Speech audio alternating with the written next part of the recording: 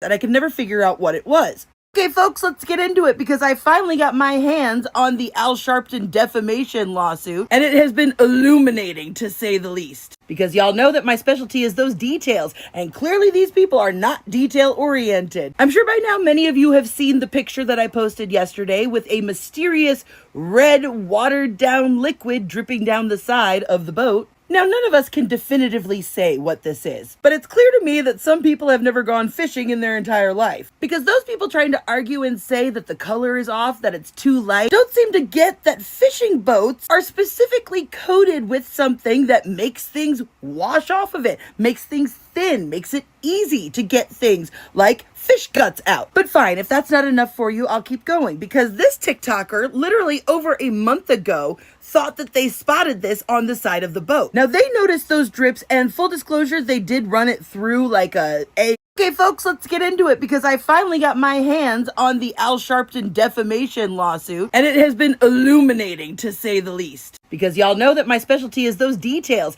and clearly these people are not detail-oriented. I'm sure by now many of you have seen the picture that I posted yesterday with a mysterious red watered-down liquid dripping down the side of the boat. Now, none of us can definitively say what this is, but it's clear to me that some people have never gone fishing in their entire life. Because those people trying to argue and say that the color is off, that it's too light, don't seem to get that fishing boats are specifically coated with something that makes things wash off of it, makes things thin, makes it easy to get things like fish guts out. But fine, if that's not enough for you, I'll keep going, because this TikToker literally over a month ago thought that they spotted this on the side of the boat. Now they noticed those drips, and full disclosure, they did run it through like a AI cleanup thing, and this was the result of that. And even when you go back and look at the older versions of this video, as the angle changes, you can see those drippy marks. But I even took this picture of Warren on the Triton with his fish just so I can show you what it does look like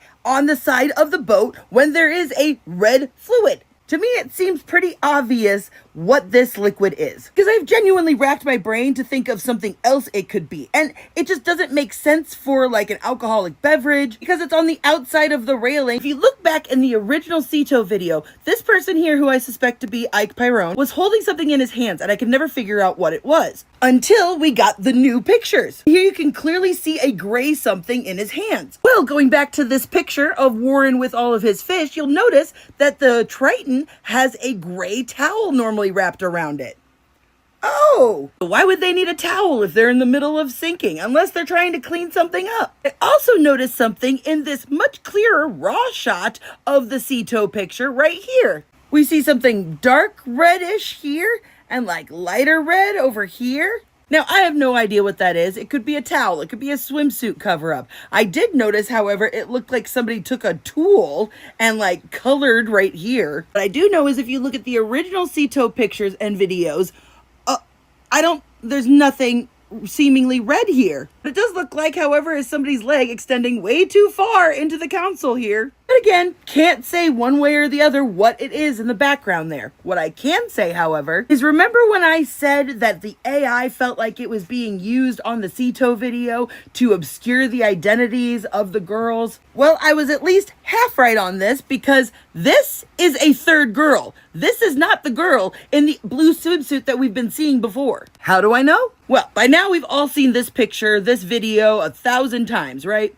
Girl in the blue swimsuit with the backwards hat. Well, I have suspected for a long time now that there was somebody being hidden back here, and I was proven right. Y'all see how this girl is wearing a watch? Well, right there in the original video / photo is somebody back there wearing a watch. Once you know to look for it, you can actually see it. Make sure you got your brightness turned all the way up, but you can see that reflection of the watch right here. At the same time, the girl in the backwards hat is over here. The two major suspects for this, one of them being Lainey, but it seems to me like the more likely suspect is probably Ava, the other Seymour Hudson sibling. And as you can see here, she does in fact have an Apple Watch that sure looks a lot like the one right here. Also found extremely interesting in that letter, remember how we've seen this picture? We never really confirmed whether it was real or not until Tatum showed us. So somehow Officer Tatum had his hands on this picture, and you'll notice in the filing, oh look, what do we have here? The exact same swimsuit I talked about a couple days ago and that whole friend group. So clearly this photo originated with the group that Katie got a ride from. Y'all know I have said for a long time that I suspected that Katie was in those pictures and on that boat based on the swimsuit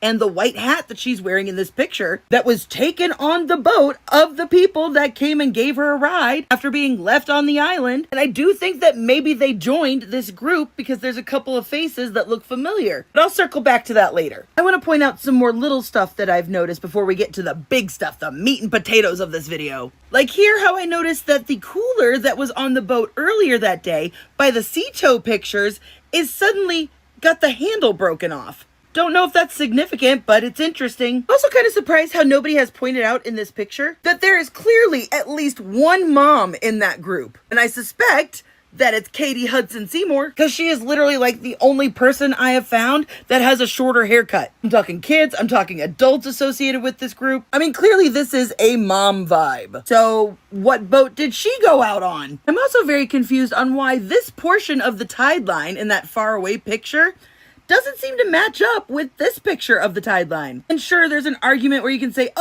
just in heavy shadow, but I'm sorry, the water reflects the sunlight. You would get at least a color difference, but anyway. I also strongly suspect that the girl who's at the front of the boat is actually Warren and Carter's sister. Her head shape, her smile, all of it just that feels correct. But again, like this is all my own opinion. Like I don't know, you don't know. But the reason I say this is because if it's Katie on this boat with everybody, then that would make them the odd man out in this family affair. Notice how this boat is absolutely not sinking? Like, there's Wyatt still supposedly on the phone. Most of these people are standing in the same place. And look, you can even see Horn Island in the background. But this boat looks like it's about to go under. Guys, how did they magically get this boat to start floating without planing? Because remember, they're supposed to plane it to drain all the water out to stop it from sinking. Now, just the last little thing I want to touch on before I move on to the meat and potatoes is, anybody else think it's weird that the fingers are covering the picture? I mean, truly, when was the last time anybody recorded or took a picture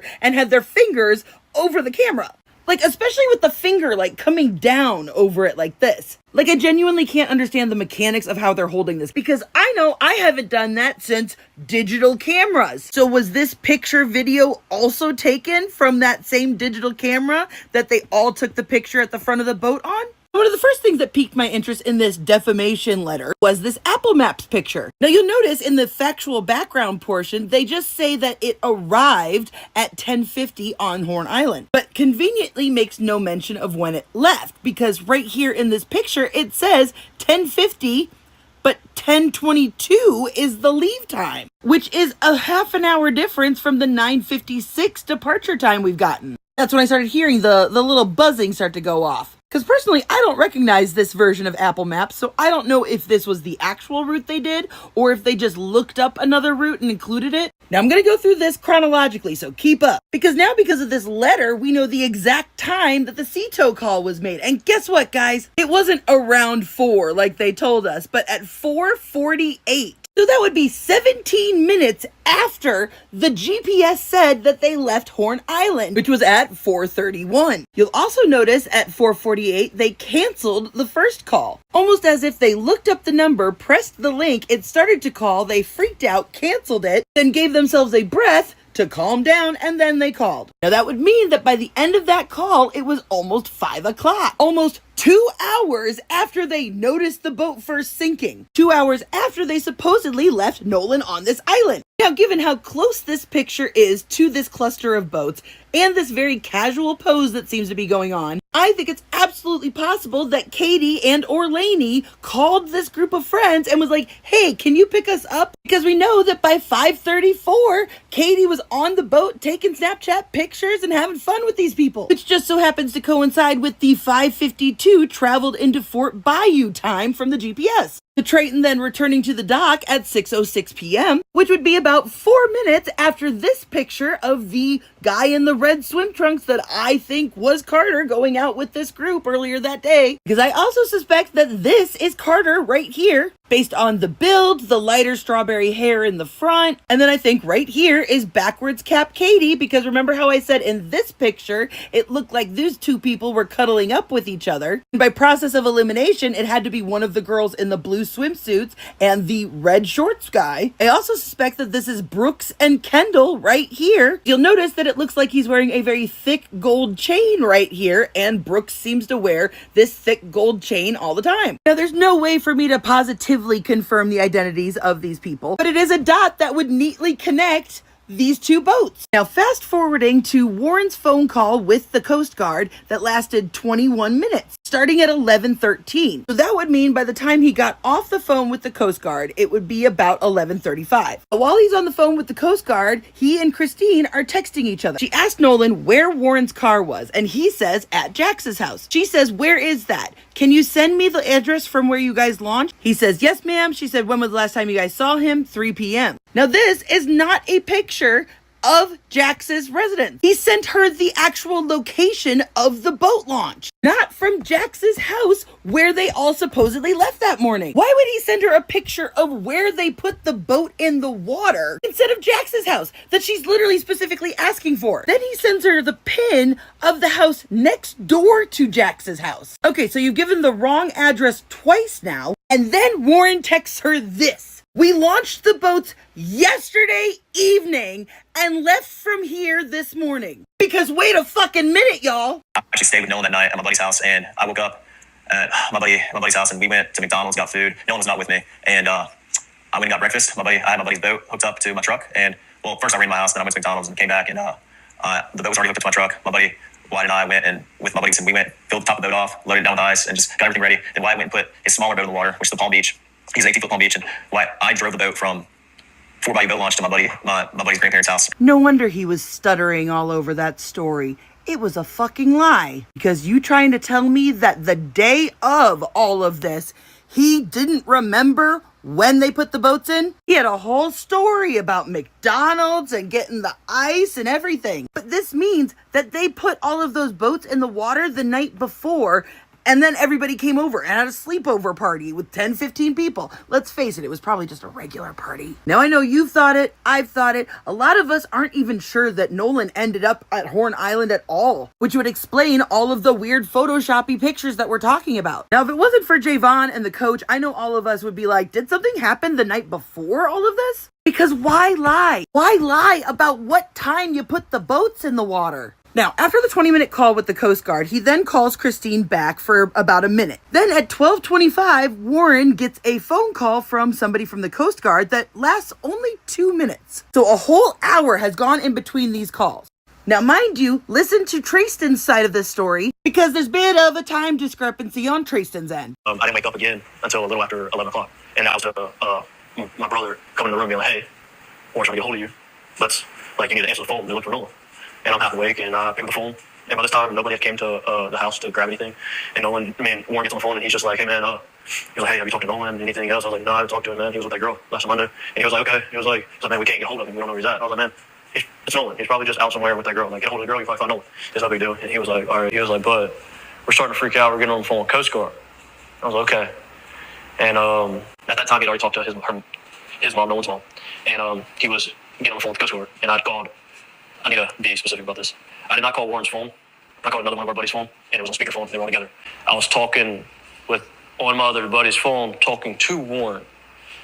He was dialing Coast Guard because he hung up the phone and was like, "Hey, this is bye." So Trayston says he gets the phone call a little after 11. Trayston's all like, "Oh, I don't know where she is," even though he's friends with Katie. Like, he keeps calling her that girl, but they were friends. Katie and his sister ran in the same friend group. Mind you, he said that he had already talked to Christine at that point, but Warren told Christine that nobody could find Katie. So they didn't actually talk to Trayston or anybody else about this Katie girl before telling the mom that they couldn't find her. Then you'll notice in that story, he said that they were on the phone with the Coast Guard, and then he was like, "Oh, they're calling, I gotta go," hanging up. But we now know that that second call, that "I've gotta go, they're calling," happened at 12:30. So none of Trayston's story there is making sense. According to the very, very, very first MDR report, dispatch sent a call from Christine to Lieutenant Patrick Caron advising the dispatch of a caller reporting a missing male. So if Warren had called the Coast Guard by that point, spoke to them for 20 minutes,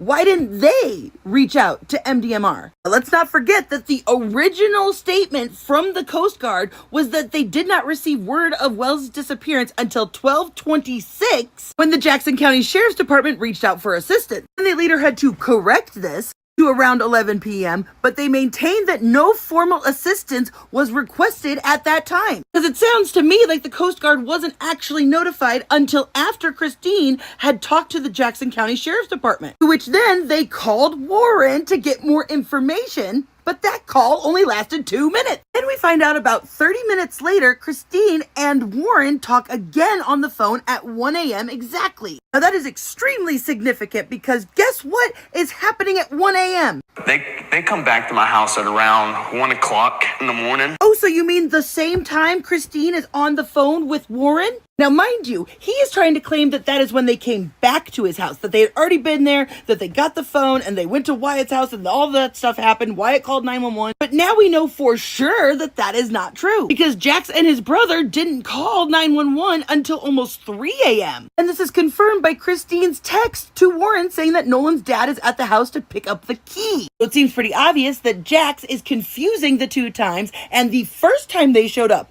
was at 1 a.m. They found out where Wyatt's boat was. They went to that house. Wyatt called 911 on them there. And then they came back, just his father, at about 2:30, an hour and a half later. Which lines up with the Jackson County Sheriff's Office talking to the friends who were on the boat with Nolan that day and reporting back at 1:38. And yet Odom says here that based on the information provided, they don't think Nolan's in any trouble. They don't need Coast Guard. They don't need to search for him. He's probably just chilling at some chick's house. They even say here that Warren agreed to talk to a deputy or investigator, but for some reason talk to them on another friend's phone. Something tells me they more or less had the attitude of, it's just our friend's mom being a little overprotective. I'm sure he's fine. Oh my God, I was going to talk about something else, but I think I just figured something out in real time. I'll save that for another video because I was going over the GPS again, right? Now we all know that something has been fishy with these GPS coordinates for a while. Especially considering that the GPS doesn't seem to stop moving for a very long time, going at a constant slowish speed for 2.5 miles. At no point do they ever mention the stopping, the calling the CTO, all of that stuff.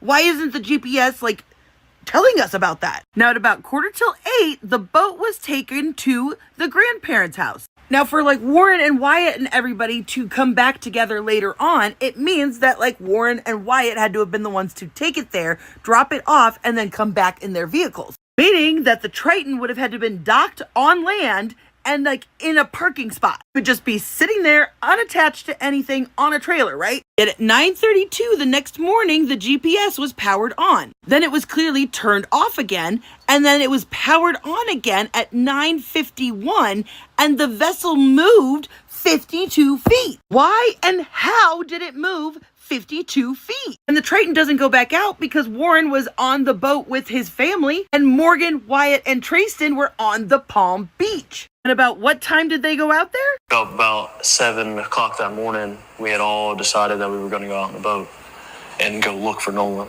Wyatt had already had his boat still in the water. We were on the water from 9:45 to 11:50. Oh, you mean the exact time frame in which the GPS kept getting turned on, powered on, moved 52 feet, powered on. Y'all, I think that these were the GPS coordinate points for the fucking Palm Beach. Because how would the Triton move 52 feet if it was sitting in a driveway at Wyatt's grandparents' house? And y'all remember, the Palm Beach left before the Triton did. They left Horn Island minutes before. Because again, according to the GPS, the boat was moving the entire time, and it was a good 17 minutes in between it leaving Horn Island and that CTO call. But you may be saying, Jay, the guy said that the Palm Beach was in the water already that morning. It couldn't have traveled to the grandparents' house. But remember, this is what Jack said when they said they wanted to go out and look for him that night. Thinking about doing it that night. Yes. And why didn't you do it that night? So we already called the Coast Guard at this point.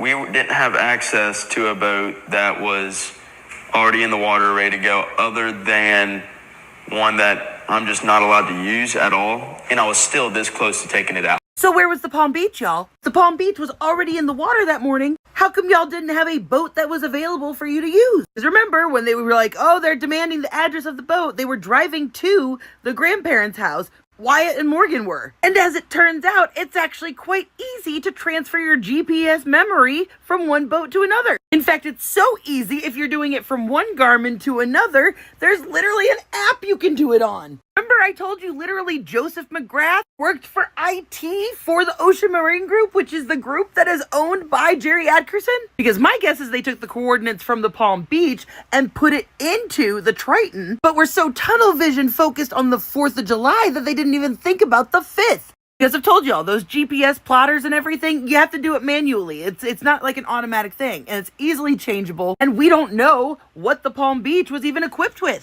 I mean, even the GPS seemed a little confused because there is a literal question mark in this report. Like, why was the GPS turned on 4 times in an hour? Especially here at 9:51, powered on, question mark, vessel moved 52 feet, and then it was turned on again 2 minutes later. So how did they move it 52 feet? Why did they move it 52 feet? Why did they turn off the GPS and then turn it back on? It's almost like Morgan took the Palm Beach and dropped a bunch of people off. That would explain why there are so many data points that are not being accounted for in any of these boys' stories. Because notice, Morgan never tells us what he did after he left in the Palm Beach. Anyway, I'm exhausted. I have spent the last 5 hours recording this video. So if you like what I do and want to support my work, you know where the link is. And also, happy birthday to me.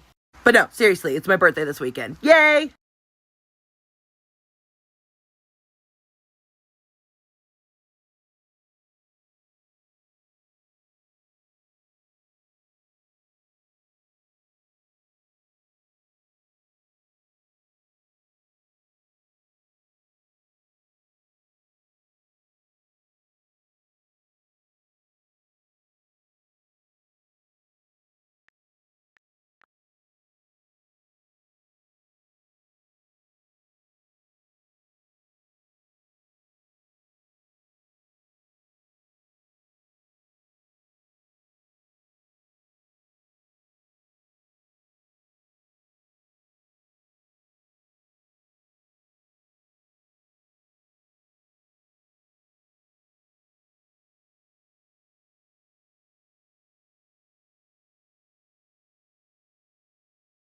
Sometimes in order to go forward in an investigation, you have to go back to the beginning. And once I did, I realized we have missed something huge, y'all. And yes, I have already tried making a video about this, so let's try it again. All right, so according to one of the original MDMR reports, Captain William Freeman called the Master Sergeant and told them to locate and interview a female subject. And that's how we get to this girl, Lainey. Now, this has always bothered me because I'm like, why is Lainey's name in this report? Why was she brought up at all? Especially since, according to Lainey, she hadn't seen Nolen in over a year and was on a completely different island. So it never made sense to me. And then it effing hit me. So according to this report, on July 5th at 9 a.m., assistance was requested from Captain Freeman as part of the drone search. Freeman was transported to Horn Island, and at approximately 10 a.m. he tried 3 failed launches. It ended up being a software error, and he was unable to fix it in the field. So then at 10:30, Freeman requests that Smith come out and assist with drone duty. Freeman and another officer went and picked up Smith and transported him to Horn Island. But by 12:40, the first drone finally takes flight. Now, wait a minute. If Freeman was out on Horn Island trying to do this drone launch, had to call in assistance, go and get that person, bring them back to Horn Island, then when the F did he get this information about Lainey? Oh, wait, I have an idea. Who was looking for Nola? Who was on the boat? Was it multiple boats? Multiple boats. Okay, can you explain that? Who was out of this group? Who was on what boat? Or who was on a boat or not going out looking for Nola? So, me, Wyatt, and Trayson got in the boat. We got in the Palm Beach that morning, the morning after, and to the islands, and we were met by DMR. There was 7 DMR boats already out there, DMR and park rangers. We talked to them. We gave them all of our information.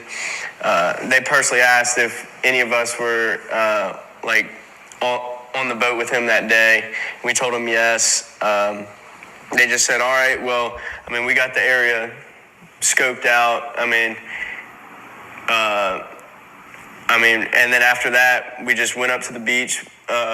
I think we met up with y'all in the Okay, so by Morgan's own words, he, Trayston, and Wyatt were on the Palm Beach out at Horn Island talking to MDMR. Oh, and when was that? When did they do that? From 9:45 to 11:50, 12 o'clock era, about lunchtime. While we were on the water, we talked to a rescue guy. Oh, you were out there until 11:50, you say? You mean 5 minutes before this phone call happened? Does that sound like a coincidence to you? Now, I don't think it's out of the realm of possibility to conclude that they were the ones who gave this information to Captain Bill Freeman. Again, why would they give Lainey's name if she wasn't there in that group that day? Especially when he was supposedly last seen with Katie, whose name again is conveniently absent from any report that we've seen. Now, this is about to get deep, y'all, because I reread the line again, now knowing that the boys were the ones who probably gave this information and not just some random good citizen. Specific wording says, Captain Freeman said to locate and interview a female subject that was possibly involved with the missing person on Horn Island. Possibly involved? How did I miss that? How did we all miss that? Because there's 2 other boys mentioned in this that they don't make contact with, and it just says possible names associated with Wells. That is very different and intentional language. Now, as I've told y'all, I've spent weeks learning the dynamics of all these different friend groups and who they're friends with online, etc. Now, this is Lainey. Now, most people have clocked this picture where Lainey is with a girl who is wearing the same swimsuit last 4th of July as the one that is on the boat with Katie. I'm going to try and do this in the easiest way possible. I have narrowed down the BFF group with Lainey and these girls. All of these girls have called each other their best friends and taken pictures with each other at some point or another. Now, none of these girls are friends with any of the Wyatt Warren friend group. All of them are friends with Trayston and Trayston's sister. Trayston's sister has best friend picture relationships with all of these girls. It's very clear that this is a core group of friends. There's group pictures with them, they've lived together, etc. Now, Kendall is the one in the blue and red bikini in this picture. But I found another picture of Bailey and Maggie here from last 4th of July wearing the exact same red and blue swimsuit that Kendall was wearing. So it's pretty safe to say that these girls coordinated all wearing the same bathing suit. Also found this picture of Lainey from 2 4th of Julys ago wearing this bathing suit. Does it look familiar to anybody? That's right, that is clearly the same bathing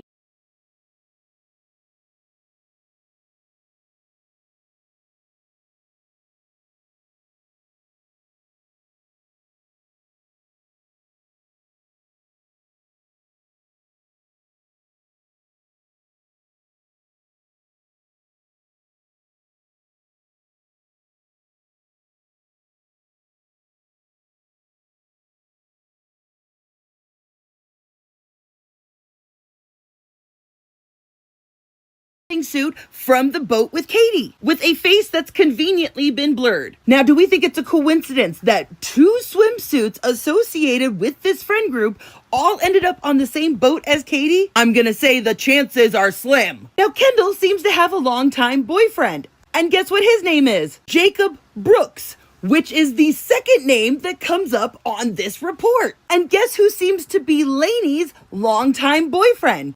Drew Johnson, the other name on this report. Now, Drew, unlike all of these people over here, Drew is friends with the Warren Wyatt friend group. Also the only one out of this entire group that is Facebook friends with Nolen. If this was the boys telling this information to the captain, why were they saying that their buddy's girlfriend was possibly involved with Nolen? And why would Trayston be snitching on his sister's friends like this? Now wait, one of Katie's BFFs, Nevaeh, is friends with a Caden McGrath. Caden is friends with 0 people from either group except for Nevaeh, as far as I can tell. Caden is somehow related to a Joe, who is frequently advertising on his page for the Biloxi Bay RV Resort. The one that I was saying that according to the GPS coordinates looks like they may have dropped somebody off at. So in my opinion, Joe is clearly somehow related to the Marty McGrath, who was the one who apparently took all these people on this boat, including Katie, when this friend group was supposedly left on this island. And I feel like that language is really important and overlooked because left makes it sound like your ride left without you. Now, according to Joe's LinkedIn, he is IT for the Ocean Marine Group, which is owned by Jerry Adkerson. Aiden is also the only person I can find who is friends with Captain Chris Seth Ward, the son of Chris Ward, who was called by Jerry to cancel the sea tow allegedly on his private line before the sea tow call was even finished. I also found a very weak connection through social media between Lainey and a girl who is in the same sorority as the girl who threw the party, Ava, allegedly threw the party. So what if Trayston's slick comment wasn't about Katie at all? Because I don't know about you guys, but we have seen absolutely zero proof that Katie was actually out there with them. They have kept the story hyper-focused on Katie, and no other girls' names have really gotten out. What if Katie has been the red herring this whole time? I don't know. I'm still trying to piece through. I'm still trying to figure it out because there's clearly a chunk that is missing out of this story. Like, I think Lainey is a red herring too, don't get me wrong, because I don't see these boys like freely offering up their motive or anything. But it sounds like maybe this Lainey girl was involved with Nolen behind her boyfriend's back at some point, and they tried to use that.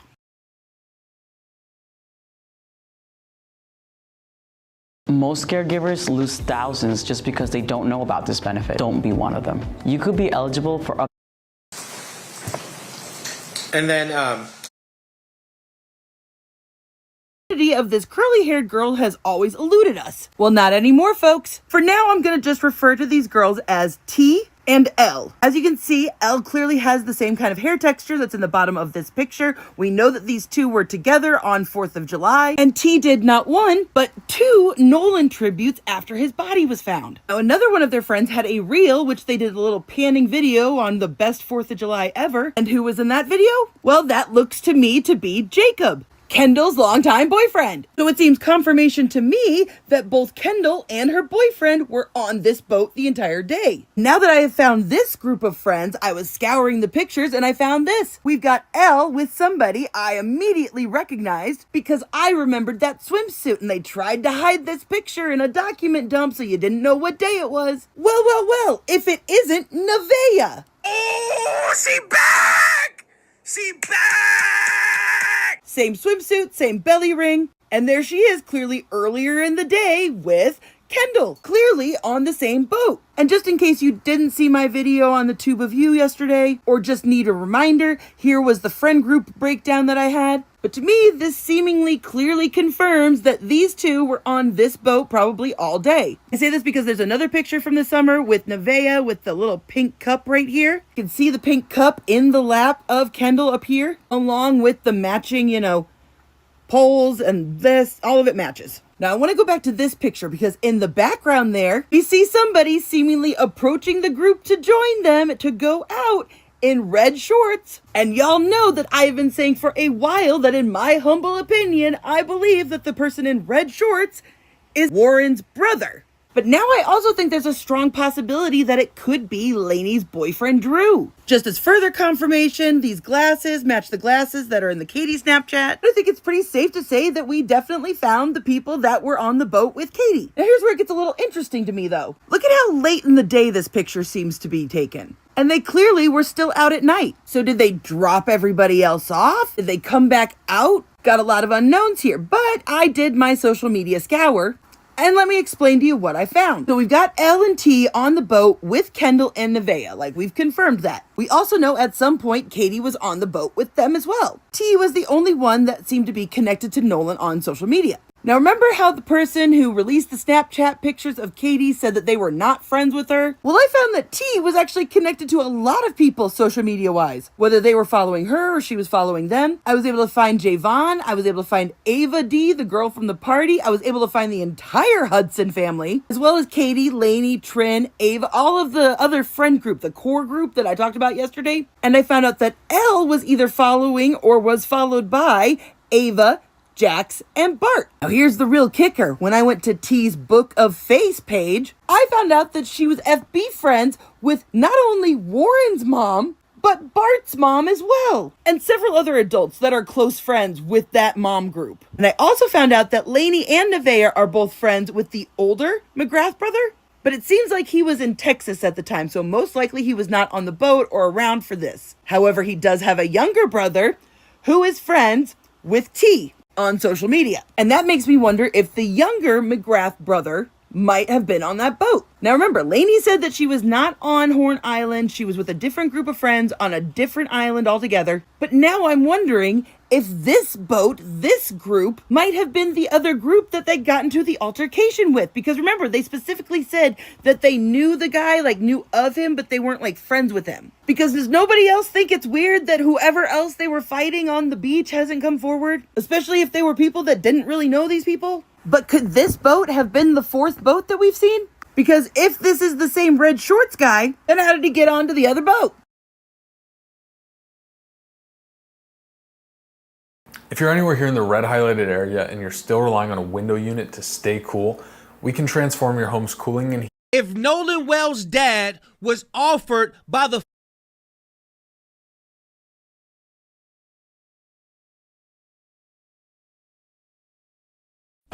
and to the person that said it was okay to travel on a Greyhound, I will find you.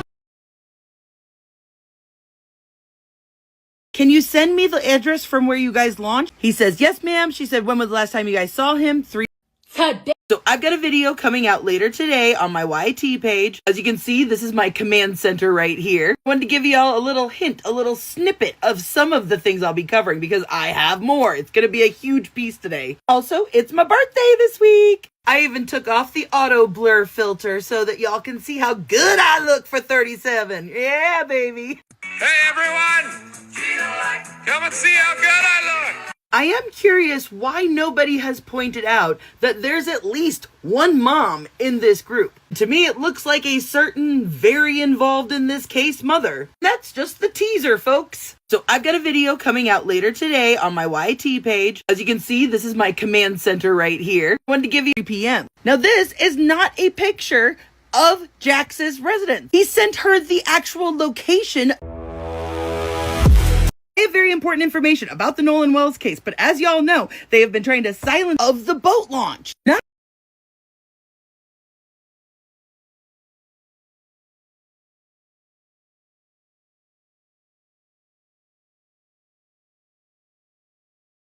from Jax's house